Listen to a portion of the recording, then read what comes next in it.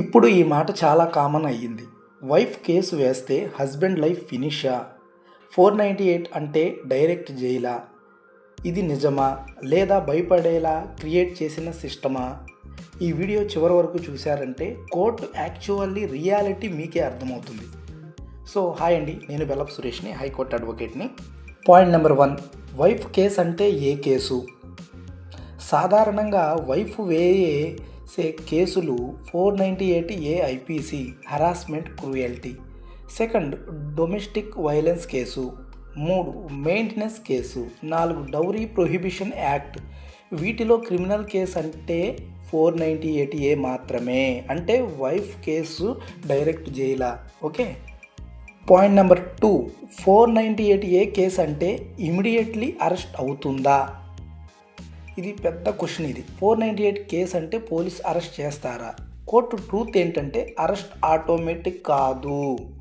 So police FIR register చేయొచ్చు, but arrest చేయాలంటే proper reasons ఉండాలి, నెసెసిటీ ప్రూవ్ చేయాలి.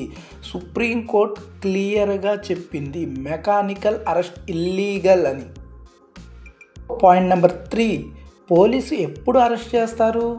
అరెస్ట్ జరిగే chances: serious physical violence, medical evidence, threat to wife, repeated complaints, bail jump chances.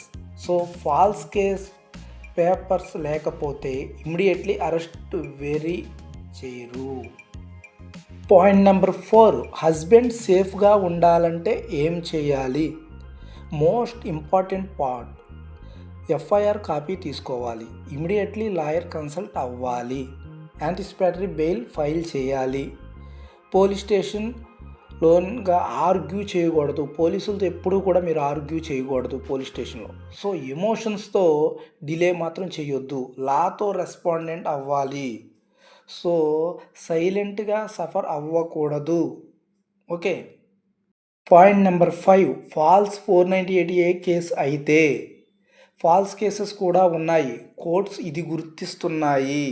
So మీరు నిర్దోషిగా బయటగా వచ్చిన తర్వాత కౌంటర్ కేసెస్ వేయండి, డైవర్స్ ప్రొసీడింగ్స్ అడ్వాంటేజెస్ తీసుకోండి, కంపెన్సేషన్ ఛాన్స్ కూడా ఉంటుంది మీకు. ఫైనల్గా నేను చెప్పేది ఒకటే, వైఫ్ కేస్ అనేది లైఫ్ ఫినిష్ కాదు. 498A అనేది జైల్ కంపల్సరీ కాదు. లా సపోర్ట్స్ బోత్ సైడ్స్, బ్లైండ్లీ కాదు, ఫియర్తో కాదు, నాలెడ్జ్తో ఫైట్ చేయండి. ఈ వీడియో ఎవరికైనా యూజ్ అయితే షేర్ చేసి కామెంట్లో ఎస్ అని టైప్ చేయండి. ఇలాంటి రియల్ లీగల్ వీడియోస్ కోసం సబ్స్క్రైబ్ చేయండి. Thank you so much.